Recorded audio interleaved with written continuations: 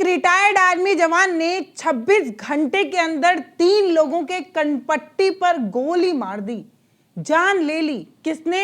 एक आर्मी जवान ने। सुनकर ही कितना अजीब सा लगता है ना। हैरान और परेशान करने वाली बात यह है कि वो जवान जिनके कंधे पर देश की सुरक्षा की जिम्मेदारी कल तक थी, आज वो किलर बनकर घूम रहे हैं।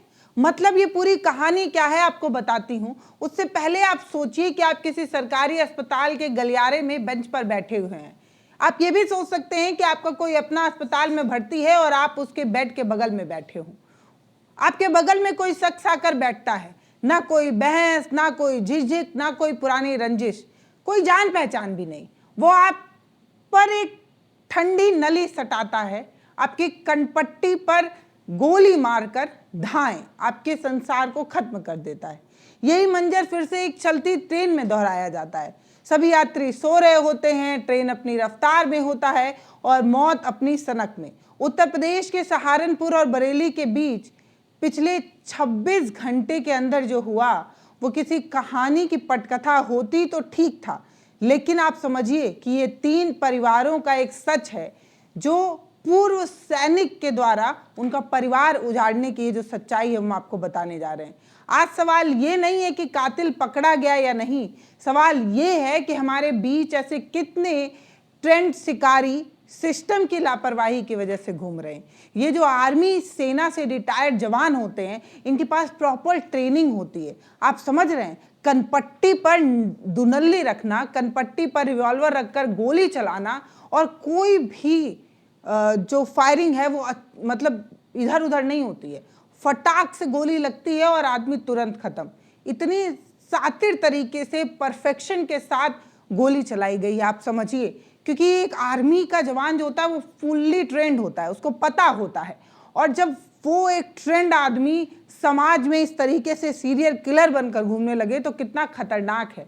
ये कहानी का सबसे डरावना पहलू है जो है हत्यारे का बैकग्राउंड। समझ रहे हैं आप? उमर प्रताप सिंह जो नायक पद से रिटायर हुए हैं, आर्मी से रिटायर हुए, अभी इन्हें 6 साल भी नहीं हुए हैं।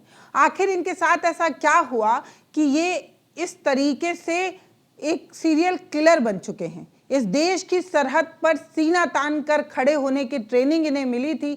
इन्हें सिखाया गया था कि इनका निशाना कैसे अचूक ना हो, एकदम सटीक और परफेक्ट निशाना ये कैसे लगा पाएं, इस बात की ट्रेनिंग हमारे समाज और हमारे सिस्टम ने इन्हें दी थी।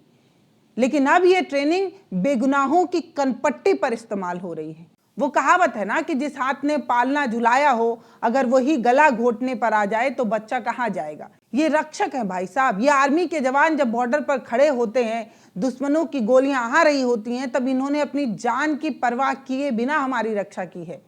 मतलब आप समझिए कि किस तरीके से एक मोटा मनोबल होता होगा कि सामने गोली आ रही है, पता है मर जाएंगे, लेकिन इसके बावजूद भी खड़े हैं। इस तरीके का अटूट अडिग विश्वास एक आदमी के अंदर होना कितनी बड़ी बात है। 2018 में ये रिटायर हुए और 6 साल में ही अमर प्रताप के दिमाग में आखिर ऐसा क्या चल रहा है, उनके दिमाग में आखिर ऐसा क्या झोल हुआ कि जो नायक पद पर थे, नायक पद से रिटायर हुए, वो अब हमारी व्यवस्था के लिए सबसे खराब आदमी बन चुके हैं।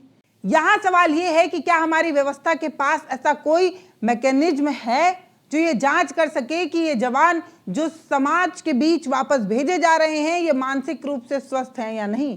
कोई ऐसी जांच होती है जिससे ये पता चले कि ये जो जवान जो कल तक एक हार्ड ट्रेनिंग ले रहे हैं, एक डिसिप्लिन वाले समाज में जी रहे हैं, अचानक से उन्हें हमारे बीच भेज दिया जाता है जो ना डिसिप्लिन है, ना नियम से चलने वाले लोग हैं, निठल्ले टाइप के हम लोग हैं, ना हम नियम से चलते हैं और ना हम शर्तों को मानते हैं। वो आदमी जो एक स्ट्रिक्ट परिवेश में पला बड़ा हो, वो आदमी जिसका जीवन ही एक ट्रेनिंग, एक अनुशासन, डिसिप्लिन में पला बड़ा हो, वो अचानक से जब इस समाज में आता है तो वो अजीब सा उसको लगता होगा ना। सोचिए 20, 25, 30 साल सेवा देने के बाद अगर कोई शख्स एक खास तरीके के वातावरण में पला बड़ा हो और अचानक से उसे इस समाज में भेज दिया जाए तो उसे कितना अजीब लगता होगा ना।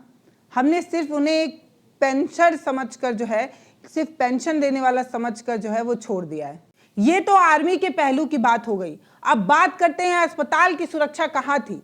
रेलवे स्टेशन पर लगे लाखों करोड़ों के सीसीटीवी फुटेज कहां थे? एक आदमी अपने हाथ में अवैध पिस्तौल लिए शहर में घूम रहा है, शहर दर शहर घूमे जा रहा है। वो कभी ट्रेन बदलता है, कभी प्लेटफॉर्म पर टहलता है। पुलिस को किसी बात की भनक तक नहीं लगती है। ये कैसे हो रहा है और क्यों हो रहा है? हम बड़े बड़े होर्डिंगों में सुरक्षा और सुरक्षित प्रदेश के विज्ञापन देखते हैं। कहा जाता है कि उत्तर प्रदेश की पुलिसिया सिस्टम बहुत तगड़ी है, लॉ एंड ऑर्डर बहुत बेहतर है। बताइए कि एक साइको किलर सरेआम तांडव मचा रहा है और आपका इंटेलिजेंस कहाँ है? आप जीरो टॉलरेंस की बात जो कर रहे हैं उसका गुब्बारा तो फूट ही चुका है। 26 घंटे के अंदर एक कातिल आजाद घूमता रहा।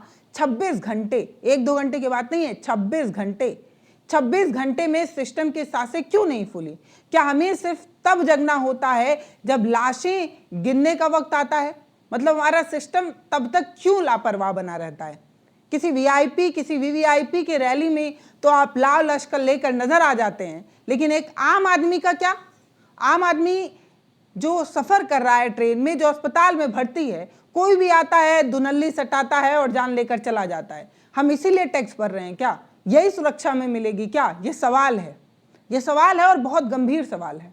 अब मैं वापस आती हूं उस जवान पर। फौज से निकलने के बाद एक जवान जब अचानक खुद को एक ऐसी भीड़ में पाता है जहां कोई अनुशासन ना हो, जहां कदम कदम पर भ्रष्टाचार हो, अव्यवस्था हो।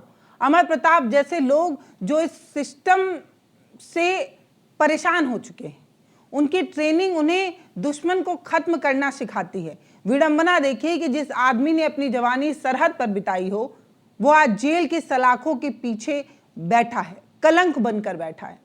क्या सरकारों ने कभी सोचा है कि रिटायरमेंट के बाद इन जवानों की काउंसलिंग की जरूरत है? इन जवानों की काउंसलिंग होनी चाहिए। फौजी के पास हथियार चलाने का हुनर होता है। अगर वो हुनर सनक में बदल जाए तो समाज के लिए ये कितना बड़ा खतरा हो सकता है, ये आप समझिए। ये बिल्कुल वैसा ही है कि आप दूध की रखवाली खुद बिल्ली को सौंप दें। मतलब आप समझिए कि एक फुल्ली ट्रेंड आदमी अगर समाज में मानसिक रूप से दिवालिया होकर घूमने लगे तो वो क्या नहीं कर सकता है। एक चलता फिरता आइटम बम हो सकता है, जो हमने 26 घंटे के अंदर देख लिया है। डिब्रूगढ़ एक्सप्रेसवे पर जब गोली चली तो क्या वहां सुरक्षाकर्मी मौजूद थे? रेलवे में आए दिन सुरक्षा के दावे होते हैं, बुलेट ट्रेन की बातें होती हैं, लेकिन एक साइको किलर जनरल कोच से घुसकर किसी की भी जान ले लेता है, आपको पता तक नहीं चलता।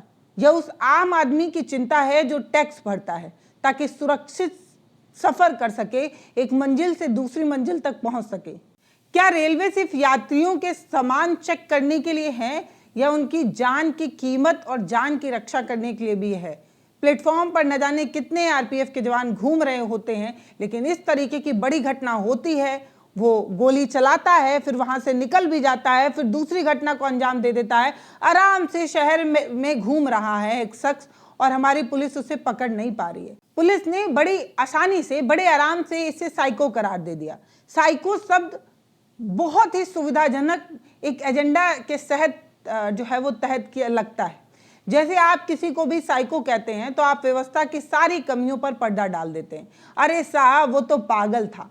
पागल का क्या ठिकाना। लेकिन सवाल ये है कि वो पागल कैसे हुआ, उसके हाथ में हथियार कहां से आया, और अगर वो पागल था तो 26 घंटे तक पुलिस की आंखों में धूल झोंककर सफर कैसे करता रहा? क्या हमारी पुलिस इतनी लाचार है कि एक पागल को भी समय पर नहीं पकड़ सकती? अंधेर नगरी चौपट राजा वाली स्थिति अब साफ नजर आ रही है। सुशासन, अनुशासन, न जाने किस किस तरीके की बातें हो रही हैं, और 26 घंटे तक एक साइको, एक पागल जवान घूम रहा है, लोगों को मारे जा रहा है बिना किसी गिला शिकवा, बिना किसी वजह से। अमर प्रताप ने जिस तरह से गोलियां मारी सीधे कनपट्टी पर, वो बताता है कि उसके भीतर फौजी का अनुशासन अब भी जिंदा था, लेकिन उसका इंसान मर चुका था। यह बहुत ही खतरनाक स्थिति है जब किसी आदमी का विवेक मर जाता है तो वो एक तरीके का ऐसा आदमी बन जाता है जो एक तरीके का हथियार है। मतलब आपके हाथ में चाकू है, आप उससे सेब काटिए या अपना हाथ काट लीजिए, वही वाली बात है। चिंता इस बात की है कि क्या ये इकलौता मामला है समाज में बड़ी हिंसा और पूर्व सैनिक की अपेक्षा का ये जो मेल है, ये बड़ा विस्फोट तो नहीं बन रहा है। हमें राष्ट्रवाद की चादर उड़ाकर बुनियादी सवाल से भागना सिखाया जा रहा है। क्या सरकार के पास कोई डेटा है जो ये बताता है कि कितने पूर्व सैनिक मानसिक तनाव से गुजर रहे हैं? शायद नहीं, क्योंकि ऐसा डेटा कभी तैयार ही नहीं किया जाता। ऐसा डेटा तैयार करने से सरकार हमेशा परहेज करती है। पता नहीं क्यों, मैं नहीं समझती, पर जो कल तक हमारी सुरक्षा के लिए अपने परिवार, अपनी जिंदगी, अपना सब कुछ दांव पर लगा रहे थे, अब जब वो वापस हमारे समाज में लौटना चाहते हैं तो हम एक अदद उनके लिए प्रयास भी नहीं कर रहे हैं। मैं यहाँ पर बार बार कह रही हूँ कि ऐसे फौजी के साथ मैं खड़ी नहीं हूँ जिसने किसी की जान ली। मैं उस मानसिकता को समझने की कोशिश कर रही हूँ जो आपको समझाना चाहती हूँ। अगर आप चाहें तो इस पूरी खबर पर मैं डिटेल में बात करूंगी और आपको बताऊंगी कि कैसे हुआ, कब हुआ, कितने बजे हुआ, कहाँ हुआ। लेकिन अभी आप इतना जानिए कि सहारनपुर से बरेली तक फैला ये जो खूनी खेल है वो एक आईना है। हमें बताता है कि जितने दावे टीवी स्टूडियो में किए जा रहे हैं, जो राम राज की बातें आपको बताई जा रही हैं, जिस प्रदेश में अपराधी का घर गिराने के लिए बुलडोजर दहाड़ता है, वहां एक कातिल पकड़ने में 26 घंटे लग रहे हैं। ये डर है, ये चिंता है, ये गुस्सा भी हो सकता है। मैं आपको बताऊं, लोगों ने पकड़ा था इसे, फिर पुलिस के हवाले किया था। एक फौजी का हत्यारा बन जाना किसी एक व्यक्ति का पतन नहीं है, ये पूरे सिस्टम की हार है जो रक्षकों को संभाल नहीं पा रहा है। अब आप हमें कमेंट सेक्शन में बताइए कि मैंने इस पूरी घटना पर जो अपना पहलू रखने की कोशिश की, मैंने आपको बताया कि एक आर्मी के जवान के साथ जब हम समाज में लौट रहे होते हैं, जब उन्हें वापस अपना समाज समर्पित कर रहे होते हैं, तब उस आर्मी के जवान की मनोस्थिति क्या होती है वो समझने की कोशिश हमारी सरकार, हमारा सिस्टम नहीं करता है। 25, 26, 28, 30, 32 साल जब कोई इस देश की सेवा करता है, उस कठिन परिस्थिति में रहता है, ग्लेशियर की जमा देने वाली सर्द में और रेगिस्तान की तपा देने वाली गर्म में एक आदमी इतना ज़्यादा तप चुका होता है, इतना ज़्यादा वो प्राकृतिक रूप से टेंशन ले चुका होता है, सरहद पर अपना एक तनाव होता है वो ले चुका होता है, तो आदमी डिस्टर्ब रहता है। ऐसे आदमी को जब आप समाज में एक आम इंसान के बीच भेज रहे हैं तो क्या उसकी कोई प्रॉपर ट्रेनिंग हो रही है या नहीं, सवाल ये है। आप मुझे कमेंट सेक्शन में बताइएगा कि इस वीडियो पर आपकी क्या राय है। क्या आप चाहते हैं कि इस वीडियो पर मैं एक डिटेल्ड वीडियो बनाकर बताऊं कि ये आर्मी का जवान कब, कैसे, कहां और कितने लोगों को किन हालात, किन परिस्थितियों में मारा है? अगर आप चाहें तो मैं बताऊंगी। कमेंट सेक्शन खुला है, राय लिखिएगा ज़रूर।